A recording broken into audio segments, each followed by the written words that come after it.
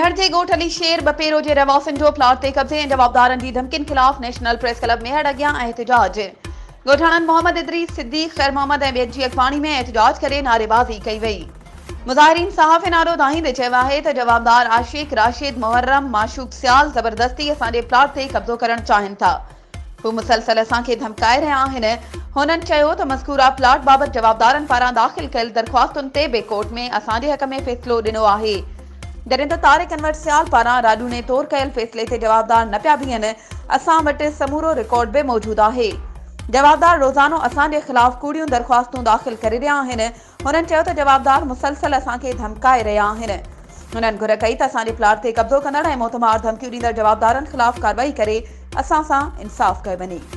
वधीक ख़बरुनि ऐं अपडेट्स जे लाइ असांजे चैनल खे सब्सक्राइब कयो ऐं हा, बेल आइकन खे प्रेस करणु न विसारिजो त जीअं असांजी हर नई अचण वारी वीडियो तव्हां ताईं पहुची